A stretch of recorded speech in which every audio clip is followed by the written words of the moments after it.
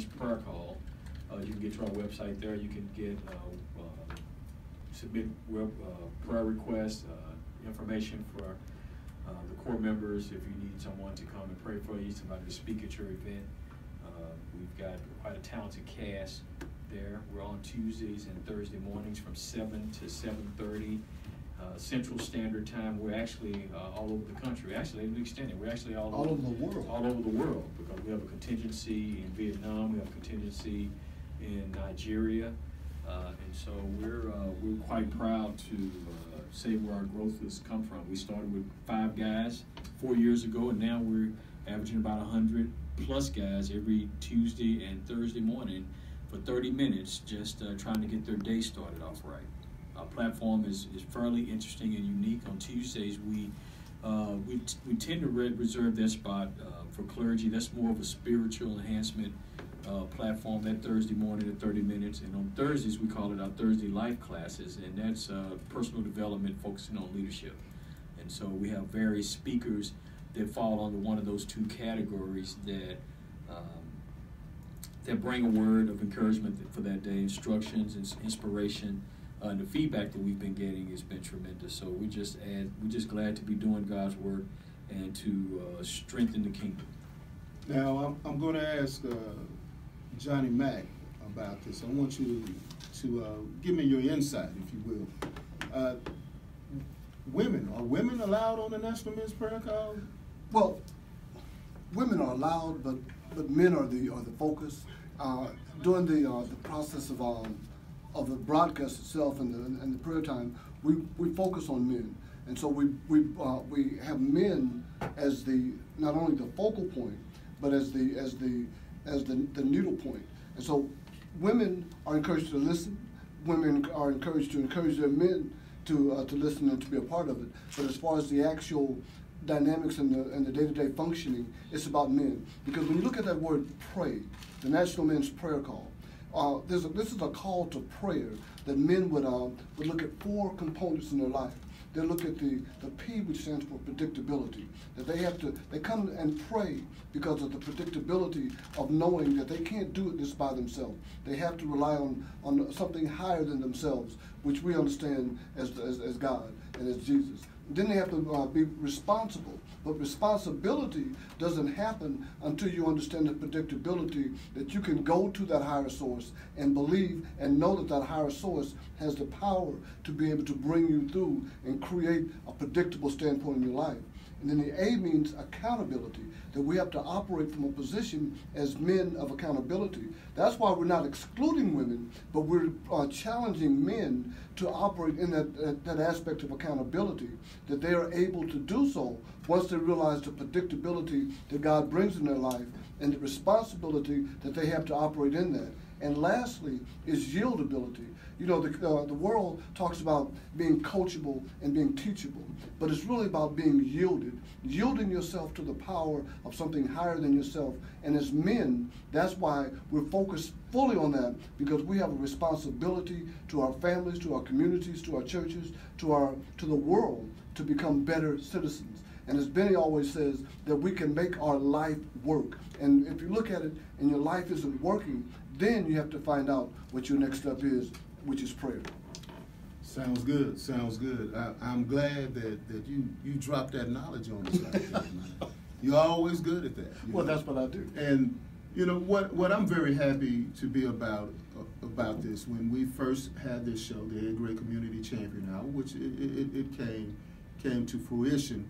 But as we started inviting people in, and including you gentlemen, and also all of the pastors, and I don't want to leave any of them out from the Dallas-Fort Worth area that have been on the show, we will continue to have them on the show. But we wanted to go ahead and rebrand, rebirth, regeneration. We understand that as being Christians, that sometimes you have to be born again. You have to be born again. Come on, now teach it. But what we also have to be able to do on this endeavor is that we have to have our show and our platform to be born again. And with that, that's the reason why we wanted to go nationwide. We wanted to expand our footprint from being on the south side, or as they say, the southern sector. The sunny south You know, side. the southern sector of Dallas-Fort Worth. But we want to now go into, you said Vietnam. Yeah, Yeah, contingency in Vietnam and Nigeria. In Nigeria. Tell us about the contingency in Nigeria. Well, we've got a brother, I can't even pronounce his last name, but Sam. Sam is a businessman that used to buy limos and government vehicles from me. He had a contract from Nigeria, and he used to buy government vehicles from me, and I used to sell him the vehicles, and he'd send them to D.C., get them plated up, get the windshields changed out, make them bulletproof. But he made a pretty good living buying the cars from me at a particular rate and taking them over there and selling them in Nigeria. And we did business for years. And he recently got sick last year and just reached out to me randomly. I hadn't talked to him in a couple of years because I've been out of the retail side. And he reached out to me and we talked about the prayer call. I prayed for him and he talked about the prayer call. He was in Europe getting service then. He said, well, man, when I get back to Nigeria, I'm going to call you because it's around the midday over in Nigeria, the time we're on in the morning. He said, well, I want to get my brothers on. We want to partner with you guys. And it started from there. We have several recovery houses locally, one in Cleveland and one here locally in Denison, Texas. They were actually part of their recovery program. They tune in. It's a house of men. It's called the Refuge. It's a recovery place for people recovering from substance abuses. It's a men's program. We're part of their actual therapy. They're required to tune in every Tuesday and Thursday morning from 7 to 7:30. And I've actually been out to visit with those men and speak to them and attend the services. They have a church at that location as well. It's a nonprofit. It's run by ministry, and it's been fantastic. So it's just steady expanding. God is really working with us. He brought on and built this really powerful team. I want to say we actually, Dr. Kenneth Green with Metro Christ Church is the gentleman who put this thing together. He commissioned me to put some leadership platform in place, something to get the men more involved at Metro Christ when I was serving under him. And what happened, it was really interesting, is that we got a few guys from the church, but once we put it out there, I just decided to put it out there on Facebook, and this thing I know, Johnny Mack reached out to me and said, hey man, I want to be part of this deal. I said, well, we could use you. And then Reggie Tenor reached out and said he wanted to be part of it. Pastor Cedric Raphael was instrumental in getting on board real early. And we just formed this really unique team that had all of these different reaches under Dr. Green, Kenneth Green. It started off with that, and now it's where it is now. And we're claiming 25,000 men. That's what we want. 25. That's our goal, is to have 25,000 men following, listening, paying attention, tuning in by the end of the year. And to those people who are listening to us on Heaven 97, we want you to go forth and pass the message around that we are here with the National Men's Prayer Call, the Ed Gray Community Champion Hour. We are here for you. Now, how can men that may want to talk on the prayer call, because I understand we're still having the prayer call twice a week, right? Yes. Twice a week. How can they join that, or maybe possibly give that testimony on the prayer call? Well, for right now, they can go to our website, nationalmensprayercall.com. Actually, we prefer if they just Google nationalmensprayercall.com. Then the phone number and the contact information is there. If they have a prayer request they want to submit, they can submit it there, and we'll get it to our facilitator, Reggie Tenor.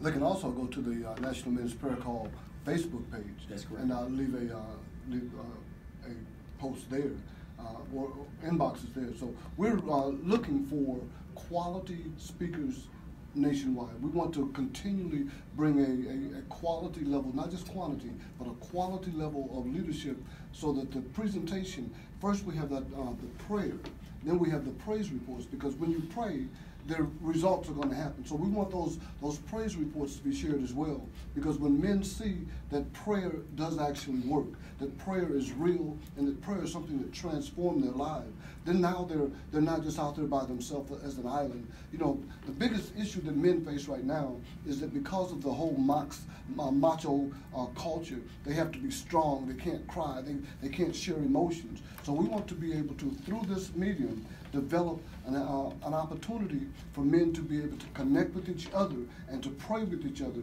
and to share those results. Because when God does touch, when God does transform lives, He touches the illness and the relationships and all the things that men face. They don't have to face that alone. And so the praise report is important as ever. But to your point and to your question of how do they contact, we want presenters. We want people to present and bring that strong word. We want pastors. We want life coaches, people that have overcome situations in their life to be able to share on that Thursday life class how you can make your life work. Now, we have dedicated Tuesdays to the clergy, so we're looking for pastors, evangelists, anybody with a strong spiritual walk that has a message to contact us, and we will talk to them. We do a little bit of a vetting, and so we want to make sure we give response to Johnny's point. We give responsible people there because we have a pretty large flat platform and it's growing. But with the point being, our goal is to help form a community of ambidextrous Christians. That's really our goal. Break that down. we want ambidextrous because we want you to be able to walk and chew bubble gum at the same time. You know, you get a lot of times when people start focusing on spirituality and just church in general, or the theme of church, and just focusing on their walk. What I've found is they really don't have an effective strategy once they leave church, how to deal with their job, how to deal with their relationships, how to deal with their kids, and take that application or that word that they got and apply it to the world that they're in. Because let's face it, 90% of the time we are dealing in the world. We're not in church. So sort of like being heavily bound but no earthly good. That's correct. So what we want to do is we want to make sure that you're responsible with your faith walk through education and understanding how to communicate with people without walking around feeling like you can just throw some holy oil on it. You know, as using holy oil as a panacea to fix all, cure all, to fix all, and not knowing holy oil had its place, but not on the job. You know, not when you're in a heated argument with your kids, not when you're in a heated argument with your family and with your wife. You know, understanding how to deal with those things, how to make better decisions on a day-to-day basis. And so we want you to be able to pray, get God's word in you. And then Thursday, we want to bring in someone that's going to show you how to apply that to what you do on a day-to-day basis to make you effective. So in other words, we call it even-handedness. And being even-handedness in anything makes you more effective. You know, you talk to any athlete, particularly in basketball or whatever, the first thing you do in basketball training, the first thing they do is teach you how, if you're right-handed, they teach you how to handle with your left hand. Dribble, shoot, or whatever it is, because otherwise you're easily defended. And so they can take you out of the game. If you can only operate in one direction, you are easily defended. So there's a spiritual a message in that as well. If all you have is just spirituality and you really can't apply that and take that to how you deal with things on your job without walking around with a big, giant cross on your chest, or every time somebody puts something that dispute what you have to say, you put a Bible up in their face without any context behind it, then that renders you ineffective. What people will do is leave you alone. They won't even involve you in various different conversations. I don't care how effective you are. You could be really effective on your job. You could be under consideration for a promotion, and the conversation to come up, well, how does he get along with other people? How does he inspire people? Does he make people better? And if you're turning people off through conversation, then that's not what's making you effective. And you know what makes us effective on the National Men's Prayer Call is our music, and I believe we have some music that's coming right up. We will be right back after this music break.